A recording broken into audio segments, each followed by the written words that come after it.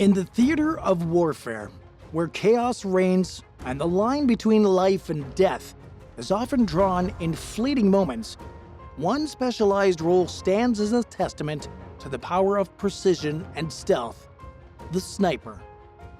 In the shadows of conflict, snipers wield their skills with surgical precision, striking fear into the hearts of their enemies and altering the course of battles.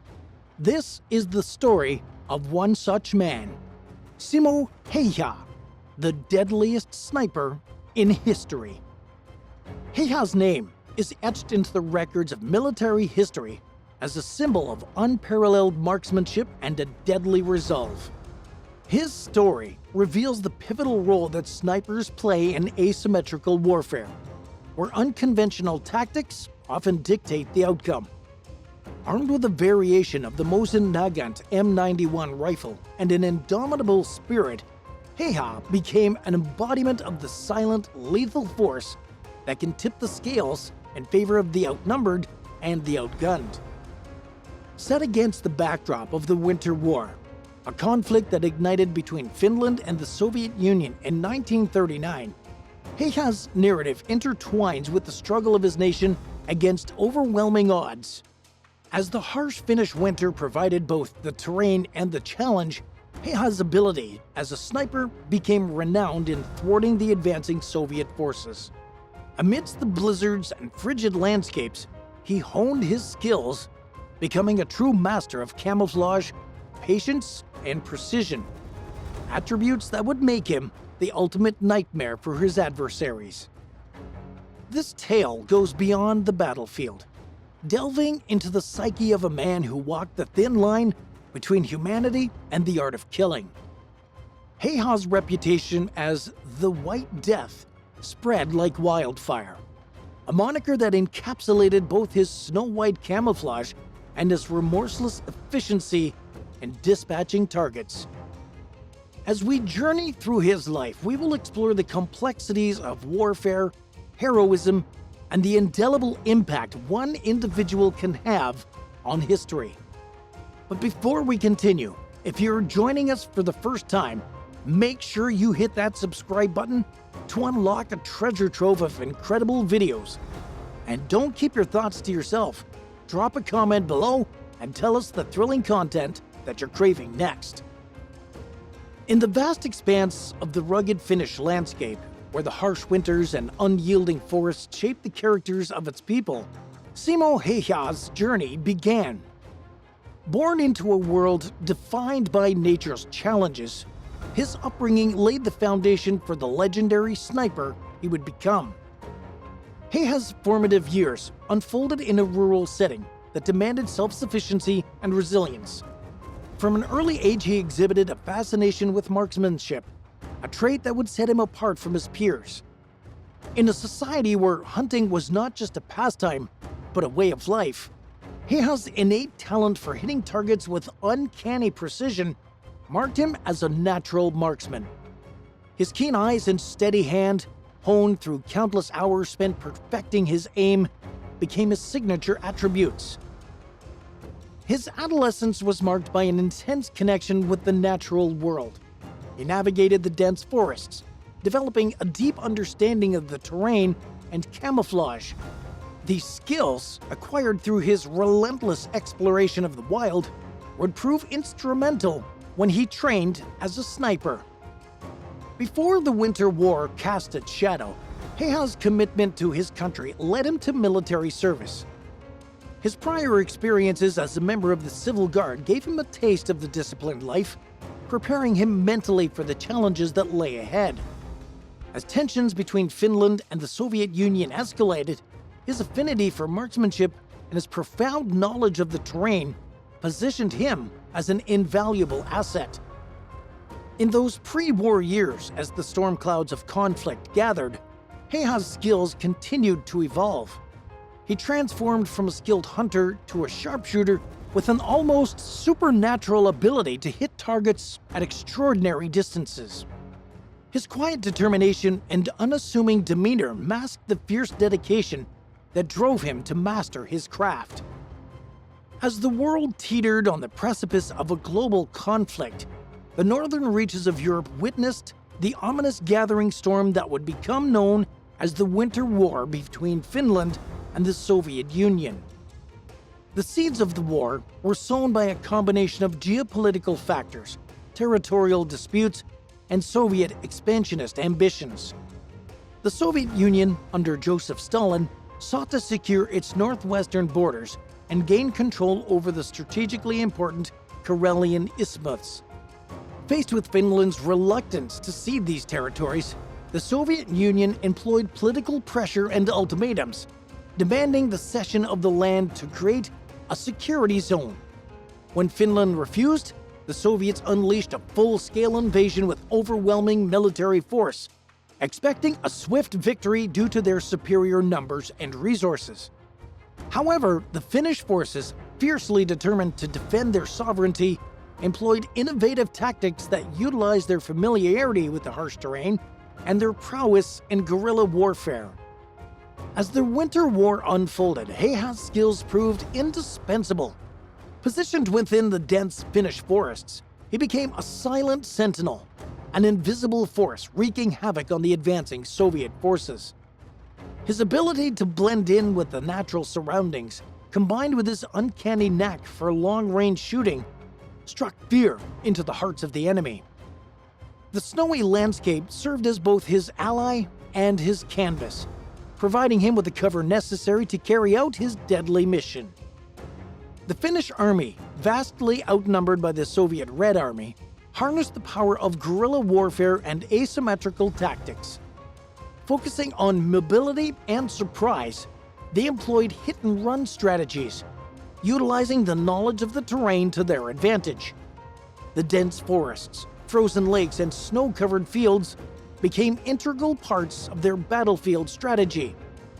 These natural features provided concealment, making it difficult for the larger Soviet forces to employ their numerical advantages effectively. The Finns recognized the futility of a head-on clash. The Soviets possessed overwhelming resources: tanks, troops, and artillery. Instead, their strategy hinged on hit-and-run tactics, leveraging ski-equipped soldiers who exploited the terrain expertise to outmaneuver the sluggish invaders, using the environment to flank, infiltrate, and ambush Soviet forces whose lack of familiarity with skiing hindered mobility. In this precarious dance, snipers emerged as the shadowy architects of fear and confusion. The role of snipers was not merely to eliminate key targets, but to sow discord and uncertainty among the enemy ranks. The swift and silent elimination of officers and soldiers by these unseen marksmen disrupted command structures and eroded the morale of the Red Army. Heiha's sniping techniques were a blend of meticulous calculation and instinctual finesse. His ability to read the wind, gauge distances, and adjust for drop was a symphony of precision. But it was his camouflage skills that elevated him to an almost supernatural level.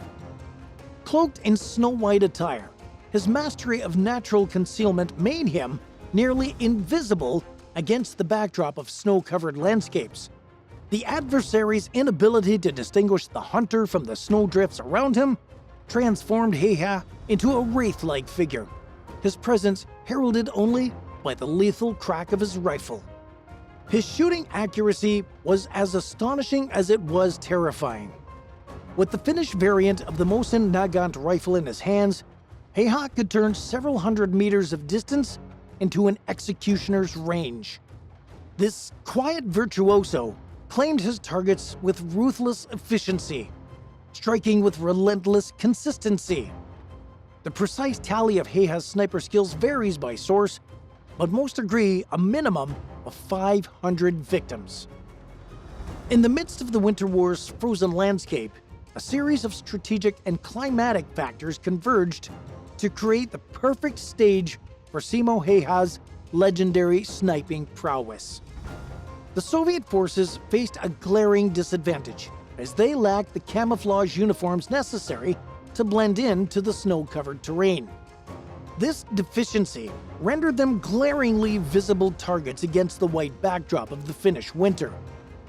Joseph Stalin's earlier purges had sown disarray within the Red Army, leaving it in a state of disorganization. This lack of military expertise was exacerbated by the harsh Finnish winters that were both relentless and frigid. Heiha was aware of these conditions, meticulously prepared himself for the battlefield. Wrapped in a heavy snowsuit, he sought insulation from the biting cold, while fur mittens and a sniper mask served as essential protective gear. His attire seamlessly blended with the snowy environs, allowing him to merge seamlessly with the snow-covered forests of Kola. Heiha's affinity for solitude and his deep knowledge of the wilderness provided him with a unique advantage. His skillful tracking and instinctual understanding of his surroundings enabled him to operate effectively alone. His success hinged on patience and stealth, leaving minimal traces of his presence.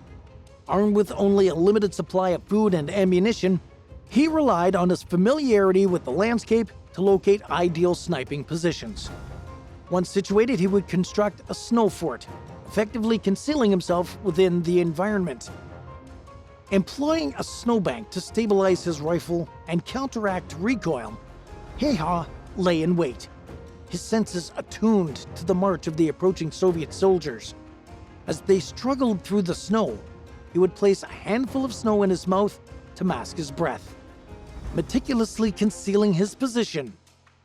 Then, with calculated precision, he squeezed the trigger, taking down unsuspecting enemies one by one.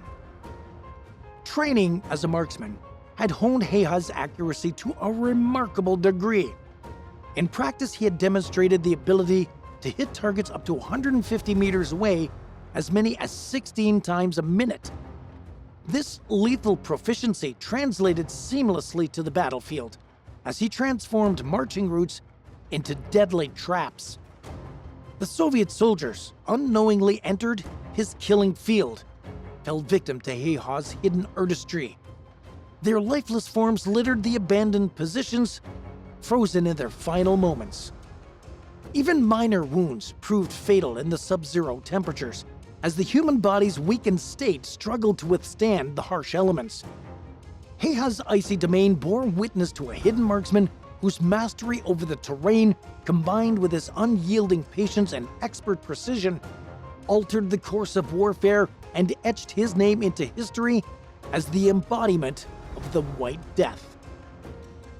Heiha's role demanded an almost meditative focus, an ability to filter out distractions and hone in on his target with unwavering precision. The sniper's craft isn't just about bullet trajectories. It's about understanding the rhythm of war, predicting the movements of adversaries, and cultivating an intimate bond with the landscape. Heiha's discipline in perfecting these facets ensured his lethal accuracy on the battlefield. His skill and reputation made him a prime target for Soviet counter-snipers, adversaries equally adept at their craft. The cat-and-mouse game played out in the snowy expanse reached its zenith during these encounters. The theater of war is a merciless arena, often leaving its players marked with scars that transcend the physical. Ultimately, Heiha was also destined to be one such victim. On March 6, 1940, Heiha's life took an unexpected and devastating turn. During an encounter with the enemy on March 6, 1940, an explosive bullet fired by a Red Army soldier struck Heiha's lower left jaw, inflicting a severe wound. Initially appearing lifeless, he was placed among a pile of fallen soldiers. It was only through the keen observation of a fellow soldier who noticed a twitching leg that Heiha's was discovered unconscious but alive.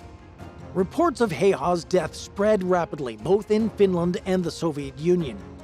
Yet a week after the battle on March 13th, the day peace was declared, he regained consciousness. To his surprise, he read about his own demise in a newspaper. Not one to let misinformation stand, he promptly wrote a letter to the newspaper to rectify the misunderstanding. The injuries he sustained were severe, leaving his face badly disfigured. The bullet had removed a significant portion of his upper and lower jaw, as well as most of his left cheek.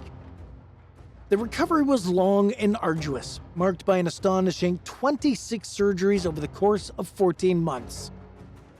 The Moscow Peace Treaty stipulations led to the relinquishment of a portion amounting to 9% of the Finnish territory and a 13% allocation of its economic capabilities to the Soviet Union. This prompted the resettlement of approximately 420,000 evacuees from the surrendered regions. Notably, the outcome ensured that the conquest of the entire nation by the Soviet Union was averted, allowing Finland to maintain its independence. Finnish resentment continued to bubble under the surface, and when Nazi Germany launched an invasion of the Soviet Union on the 22nd of June 1941, the Finns seized their opportunity to regain lost territory and themselves declared war on Moscow on the 25th of June 1941. The so-called Continuation War saw the Finnish forces collaborating with the Germans to launch offensive against the Soviets. Finnish troops were instrumental in capturing key areas and engaging in intense combat in the Karelian Isthmus, among other fronts. However, over time, Finland's relationship with Nazi Germany became increasingly strained due to differing objectives. As the tide of the war shifted against the Axis powers, Finland sought to negotiate a separate peace with the Soviet Union, resulting in the Moscow Armistice of 1944. Though the desire to serve burned within him, Heha's wounds prevented him from participating in the ongoing conflict. His facial injuries, still healing, rendered him unfit for combat duty. Heha's conduct during the Winter War earned him a range of accolades. He was presented with the Medals of Liberty of the first and second classes, along with the Crosses of Liberty of the third and fourth classes. The significance of these honors is heightened by the fact that the latter two distinctions were typically reserved for commissioned officers.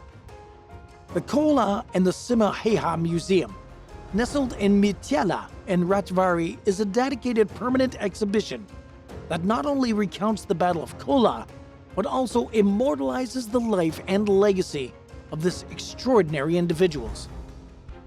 In the era following the war, Heha's life embarked on a different trajectory. His recuperation from injuries was a testament to perseverance, marked by years of treatment and a series of surgeries. In the aftermath of World War II, he was granted a farm in Valkjärvi, Ruokolahti, a sanctuary where he thrived as a successful moose hunter and a dog breeder. Engaging in his passion for hunting, his expedition guests included even the then President of Finland, Urho Kekkonen. Heha grappled with his own demons, and his number of kills during the Winter War generated hostility and death threats from some quarters. His distinctive facial scars rendered him recognizable, prompting him to avoid public gatherings. He remained unmarried, preferring to lead a solitary existence. Heha rarely discussed the war or his experiences, offering a simple response when questioned about his sharpshooting prowess: practice. In a candid 2001 interview, he offered deeper insights into his wartime encounters, expressing that he adhered to his duties as instructed, recognizing the collective effort required for Finland's survival. Heha's final years transpired were spent at a war veterans nursing home in Hamina, where he passed away in 2002 at the age of 96. His resting place lies in his hometown of Ruokolahti, leaving behind a legacy that extended far beyond the battlegrounds, encapsulating the essence of resilience, valor, and unwavering commitment to duty. Thanks for watching. What do you think about the ethical dilemma that confronts all combatants in war? War heroes win accolades and even glory, but that is usually at the expense of human life. Be sure to share your thoughts in the comments below, and don't forget to subscribe. Bye for now.